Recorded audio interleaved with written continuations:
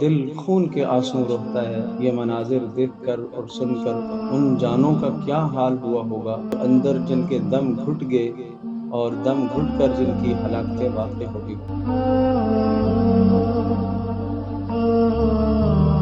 بسم اللہ الرحمن الرحیم، انا للہ و انا الیہ راجعون۔ ہم سب کے سب اللہ تبارک و تعالیٰ کے مملوک ہیں، اللہ ہمارا مالک ہے اور ہم سب کو اللہ تبارک و تعالیٰ کی طرف ہی لوٹ کر جانا ہے۔ یہ جنا روڈ گل پلازا میں جو آگ کا سانحہ ہوا ہے،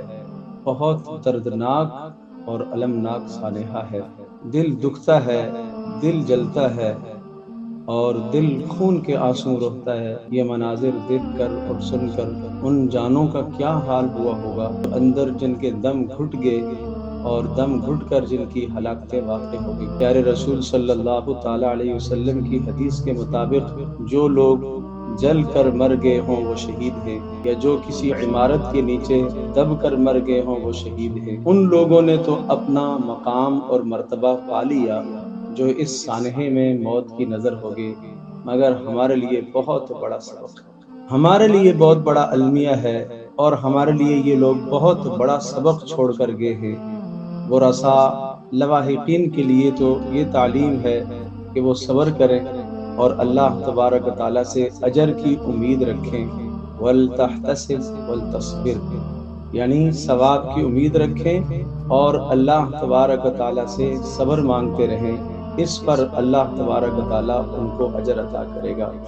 اور ہم سب کے سب دعا گو ہیں کہ اللہ تبارک و تعالیٰ ان کے جتنے بھی مالی نقصان ہیں غیب کے خزانوں سے ان نقصانوں کی تلافی فرمائے،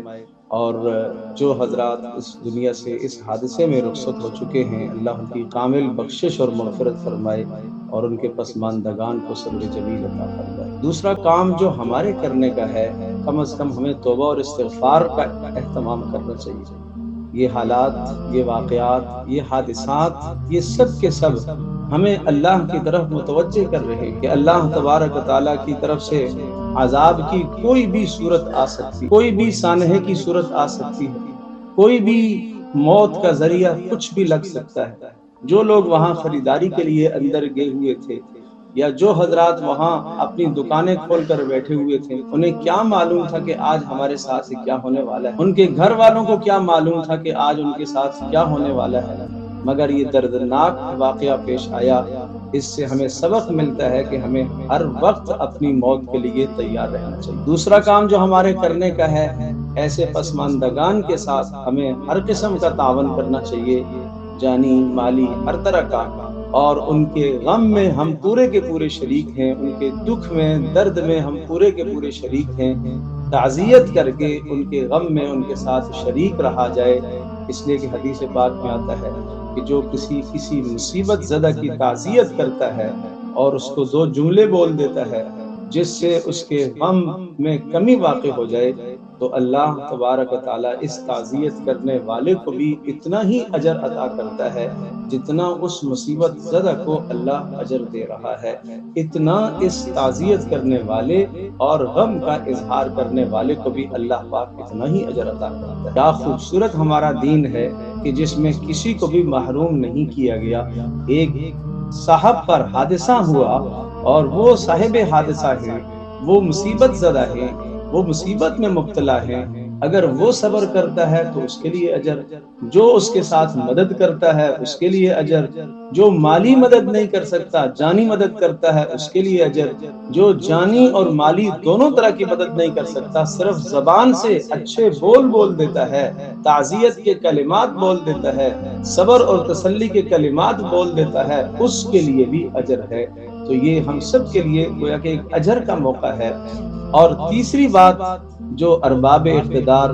ارباب حکومت سے ہے، وہ یہ کہ جتنی بھی ہمارے اس کراچی شہر کے اندر اور پورے پاکستان میں جتنی بھی بلند ترین عمارتیں ہیں، ان کے اندر فائر سیفٹی کے انتظام کو فعال سے فعال تر کیا جائے، جدید سے جدید آلات جو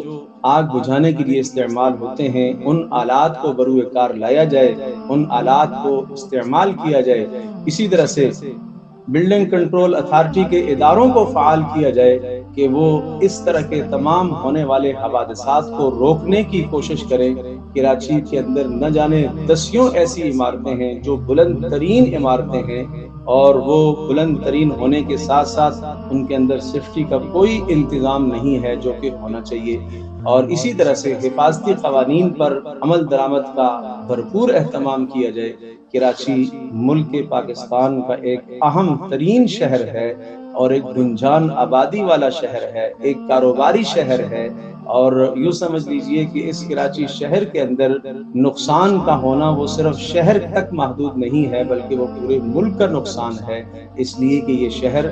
کراچی کا ایک سب سے بڑا شہر ہے اور ایک اہم شہر ہے، ایک معیشت